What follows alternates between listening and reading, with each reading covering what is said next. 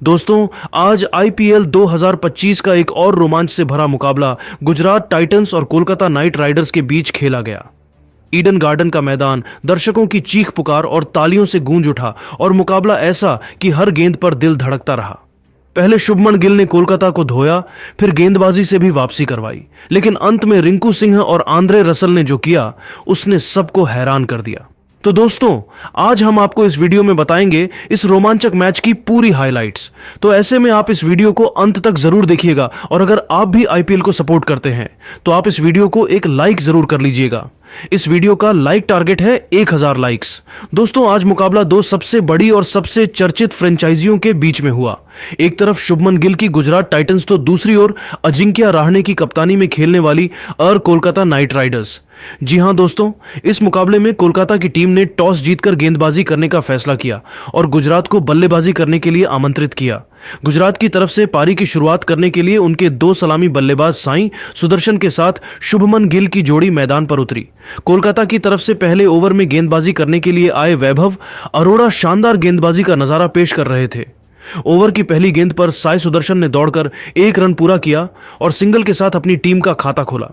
दोनों बल्लेबाजों को पहले ओवर में सिंगल में ही संतोष करना पड़ा। वैभव अरोड़ा ने खतरनाक गेंदबाजी करते हुए अपने इस ओवर में सिर्फ 4 रन ही बनने दिया। कोलकाता की तरफ से दूसरा ओवर लेकर आए हैं मोइन अली। अपने गेंदबाजी से दोनों बल्लेबाजों को परेशान कर रहे थे, लेकिन जाते जाते ओवर की आखिरी गेंद पर साई सुदर्शन ने शानदार चौका लगाकर 2 ओवर में गुजरात टाइटंस के स्कोर को 12 रनों तक पहुंचा दिया। दोनों बल्लेबाज पूरी तरीके से सेट हो चुके थे और धीरे धीरे रन बटोरकर अपनी टीम के स्कोर को आगे बढ़ा रहे थे। वहीं कोलकाता की टीम को विकेट की तलाश थी। कोलकाता की तरफ से तीसरे ओवर में विकेट की तलाश में गेंदबाजी करने के लिए एक बार फिर से वैभव अरोड़ा है, जिनका स्वागत साई सुदर्शन ने दूसरी ही गेंद पर जबरदस्त चौका लगाकर किया। तीसरी और चौथी गेंद पर दोनों बल्लेबाजों को सिंगल ही मिल पाया। इसके बाद ओवर की 5वीं गेंद पर साई सुदर्शन ने जबरदस्त चौका लगाते हुए गुजरात टाइटंस के स्कोर को रॉकेट की रफ्तार से आगे बढ़ाया। 3 ओवर की समाप्ति के बाद गुजरात टाइटंस का स्कोर बिना किसी विकेट के नुकसान पर 24 रनों तक पहुंच गया। चौथे ओवर में कोलकाता के कप्तान अजिंक्य रहाणे ने एक बार फिर से मोइन अली पर भरोसा जताया और गेंद को उनके हाथों में थमाया।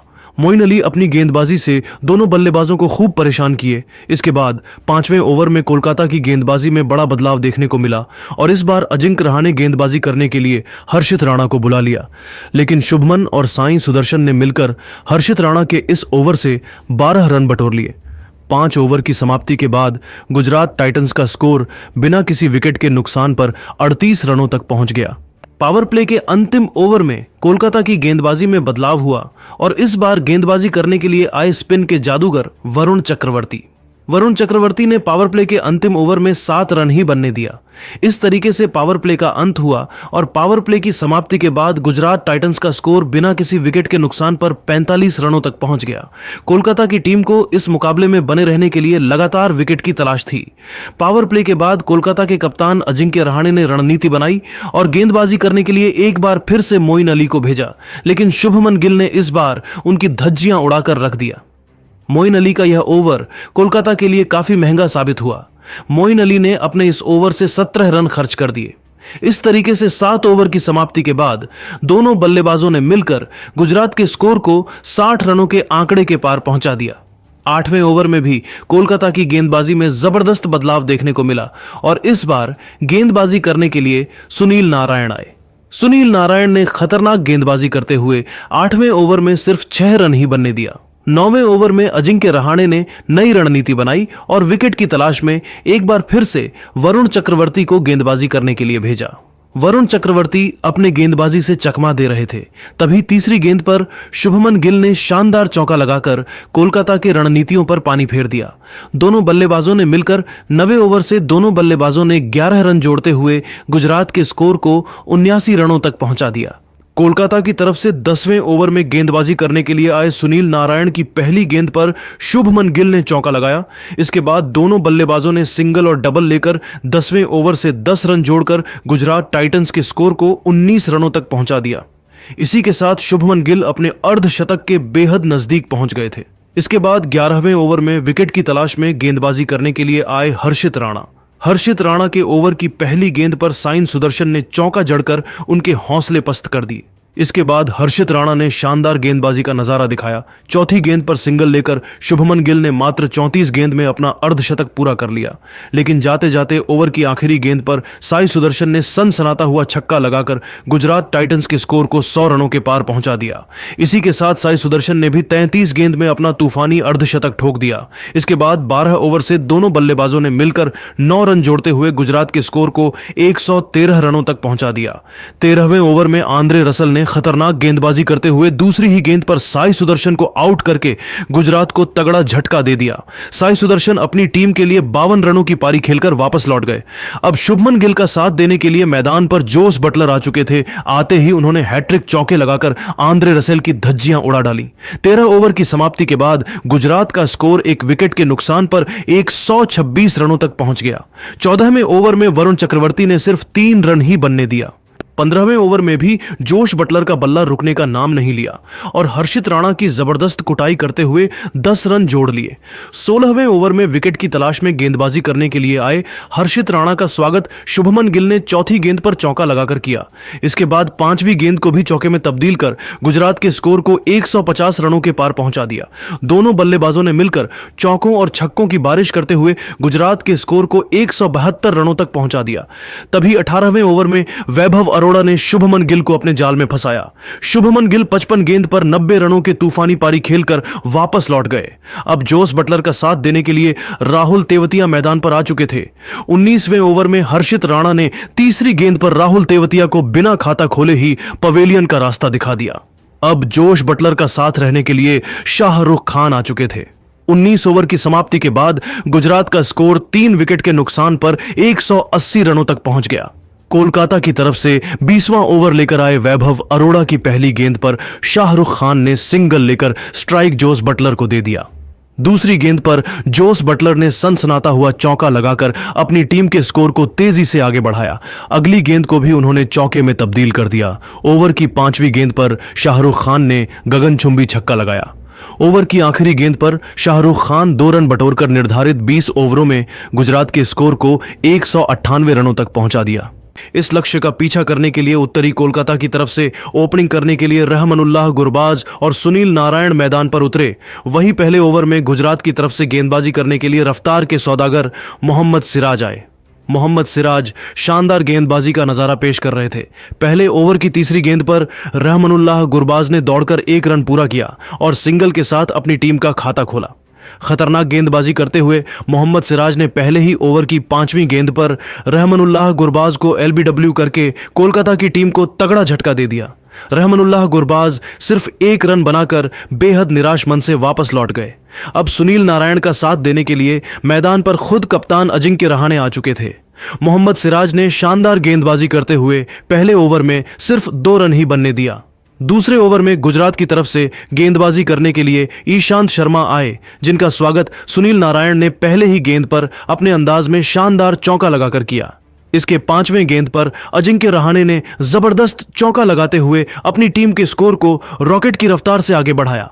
दोनों बल्लेबाजों ने मिलकर दूसरे ओवर से 11 रन जोड़ लिए। 2 ओवर की समाप्ति के बाद कोलकाता का स्कोर 1 विकेट के नुकसान पर 13 रनों तक पहुंच गया। गुजरात की तरफ से तीसरा ओवर लेकर आए एक बार फिर से मोहम्मद सिराज इस बार भी अपनी गेंदबाजी से दोनों बल्लेबाजों को खूब परेशान कर रहे थे, लेकिन जाते जाते आखिरी गेंद पर अजिंक्य रहाणे जबरदस्त चौका लगाते हुए कोलकाता के स्कोर को 20 रनों तक पहुंचा दिया। कोलकाता की शुरुआत बेहद ही शानदार हो चुकी थी। वहीं गुजरात टाइटंस को विकेट की तलाश थी। गुजरात की तरफ से विकेट की तलाश में चौथा ओवर लेकर आए प्रसिद्ध कृष्णा, लेकिन अजिंक्य रहाणे ने उनकी जमकर कुटाई कर दिया। प्रसिद्ध कृष्णा के इस ओवर की चौथी गेंद पर अजिंक्य रहाणे ने सनसनाता हुआ चौका लगाया। आखिरी गेंद को भी उन्होंने चौके में तब्दील कर दिया। 4 ओवर की समाप्ति के बाद दोनों बल्लेबाजों ने मिलकर कोलकाता के स्कोर को 29 रनों तक पहुंचा दिया। 5वें ओवर में कप्तान शुभमन गिल ने मोहम्मद सिराज पर फिर से भरोसा जताया, लेकिन ओवर की पहली गेंद पर सुनील नारायण ने चौका जड़ दिया। 5वें ओवर की दूसरी गेंद पर सुनील नारायण ने गगनचुंबी छक्का लगाते हुए मोहम्मद सिराज को घुटने टेकने के लिए मजबूर कर दिया। दोनों बल्लेबाजों ने मिलकर 5वें ओवर से 13 रन जोड़ते हुए अपनी टीम के स्कोर को 42 रनों तक पहुंचा दिया। गुजरात के गेंदबाज विकेट निकालने में लगातार फेल हो रहे थे। पावर प्ले के अंतिम ओवर में गुजरात के गेंदबाजी में जबरदस्त बदलाव देखने को मिला और खतरनाक गेंदबाजी करते हुए राशिद खान ने तीसरी गेंद पर सुनील नारायण को आउट करके कोलकाता को 43 रनों के स्कोर पर दूसरा झटका दे दिया। लेकिन अजिंक्य रहाणे अभी भी मैदान पर डटे हुए थे और उनका साथ देने के लिए वेंकटेश अय्यर बल्लेबाजी करने के लिए उतरे। पावर प्ले की समाप्ति के बाद कोलकाता का स्कोर 45 रन ही बन पाया। वहीं उसके दो बड़े बल्लेबाज पवेलियन लौट चुके थे।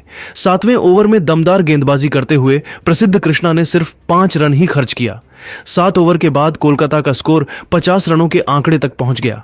धीरे धीरे यह मुकाबला आगे बढ़ता गया और दोनों बल्लेबाजों ने मिलकर कोलकाता के स्कोर को 11 ओवर में 81 रनों तक पहुंचा दिया और अजिंक्य रहाणे अपने अर्धशतक की तरफ बढ़ रहे थे। तभी 12वें ओवर में साई किशोर ने वेंकटेश अय्यर को वॉशिंगटन सुंदर के हाथों कैच आउट कराकर इस साझेदारी को तोड़ दिया। वेंकटेश अपनी टीम के लिए 14 रन ही बना सके, लेकिन अजिंक्य रहाणे अभी भी मैदान पर डटे हुए थे और उनका साथ देने के लिए रिंकू सिंह आ चुके थे। 13वें ओवर की दूसरी गेंद पर सिंगल लेकर अजिंक्य रहाणे 36 गेंद में अपना अर्धशतक ठोक दिया, लेकिन वॉशिंगटन सुंदर ने खतरनाक गेंदबाजी करते हुए चौथी गेंद पर अजिंक्य रहाणे को पवेलियन भेज दिया। अजिंक्य रहाणे का विकेट गिरने के बाद आंद्रे रसेल बल्लेबाजी करने के लिए उतरे और आते ही उन्होंने चौका और छक्का जड़कर अपनी टीम के स्कोर को 100 रनों के आंकड़े के पार पहुंचा दिया। 14वें ओवर में कप्तान शुभमन गिल ने रणनीति बनाई और बॉलिंग अटैक पर साई किशोर को लगाया। साई किशोर के सामने अगर आंद्रे रसेल और रिंकू सिंह बड़े शॉट खेलने का प्रयास करते तो उनके लिए दिक्कत हो सकता था, इसलिए दोनों बल्लेबाजों ने संभल कर अपना विकेट बचाए। साई किशोर के इस ओवर से दोनों बल्लेबाज मात्र 7 रन ही बटोर सके। 14 ओवर के बाद कोलकाता की टीम 108 रन ही बना पाई। कोलकाता की टीम को यह मुकाबला जीतने के लिए तेजी से रन बनाने की जरूरत थी। 15वें ओवर में शुभमन गिल ने गेंदबाजी करने के लिए प्रसिद्ध कृष्णा को भेजा। प्रसिद्ध कृष्णा के इस ओवर में आंद्रे रसल ने तेजी से रन बटोरने की पूरी कोशिश कर डाले, लेकिन वह सिर्फ एक चौका ही लगा सके। 15 ओवर की समाप्ति के बाद कोलकाता का स्कोर 4 विकेट के नुकसान पर 114 रन ही बन पाया। अब कोलकाता की टीम को जीत के लिए 30 गेंद पर 85 रनों की जरूरत थी, जो कि मुश्किल लग रहा था। 16वें ओवर में विकेट की तलाश में गेंदबाजी करने के लिए शुभमन गिल ने गेंद को राशिद खान के हाथों में थमाया। राशिद खान के इस ओवर की तीसरी गेंद पर आंद्रे रसल ने शानदार चौका लगाकर अपनी टीम के स्कोर को तेजी से आगे बढ़ाया, लेकिन राशिद खान ने इस मौके का बदला लेकर 5वीं गेंद पर आंद्रे रसेल को जोश बटलर के हाथों स्टंप आउट कराकर कोलकाता की कमर तोड़ दिया। आंद्रे रसेल का विकेट गिरने के साथ ही कोलकाता के लिए जीत का उम्मीद लगभग समाप्त होता हुआ दिखाई दिया। आंद्रे रसेल को 21 रन बनाकर वापस लौटना पड़ा। अब रिंकू सिंह का साथ देने के लिए रमनदीप सिंह मैदान पर आ चुके थे।